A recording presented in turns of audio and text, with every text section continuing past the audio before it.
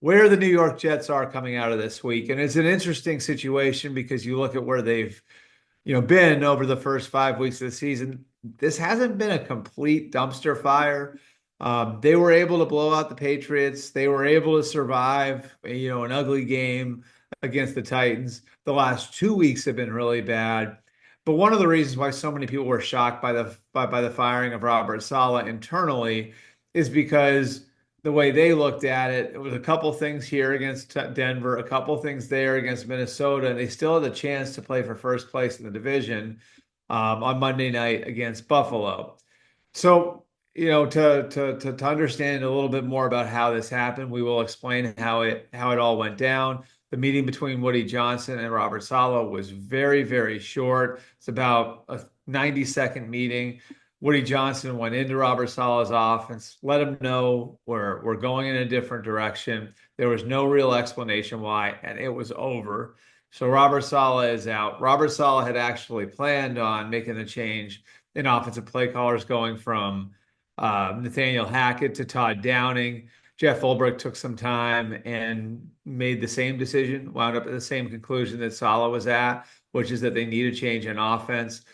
Getting the locker room back on board, a little bit of a challenge, but I think Jeff Ulbrich will be fine. That locker room loves, loves, loves, loves Robert Saleh. The prevailing thought in that locker room coming out of the events of Tuesday were, how is this going to help us? That was the main thing. How in the world is this possibly going to help us? This is a very good defense that the Jets have. It's a defensive-minded head coach who is planning on making changes on offense. Jeff Ulbrich now will be stretched a little thin, having both the duties of being the defensive play caller and the head coach on his plate. But ultimately, I do think Ulbricht's going to be able to unite the team and bring the team together. He's got some of the same qualities Saleh has as a unifier. He's a popular figure in that building. He's got some qualities Dan Campbell has as far as motivating guys. His message to the team in their first team meeting on Thursday to get ready for the Bills was for everybody to lock arms, and then it's going to be the Jets against the world from here on out.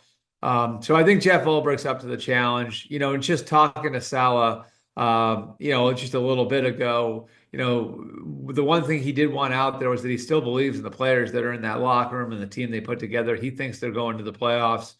And now it's on Ulbricht to show over the course of the 11 games, 12 games they have left, that they can be the team that everybody thought they were going to be coming into the year. And that, of course, starts on Monday at the Meadowlands against the Buffalo Bills. It's not a great spot to be in, of course.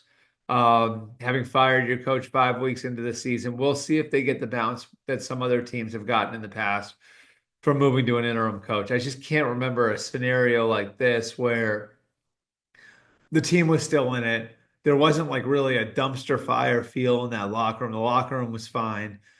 Like I just can't think of another scenario quite like this one where a firing happens quite this way. But of course, Robert Saleh wasn't Woody Johnson's hire. He was Christopher Johnson's hire while Woody was still overseas in the UK serving as ambassador. Woody and Saleh never had that connection that sometimes you see between owner and coach. So we are where we are on that now.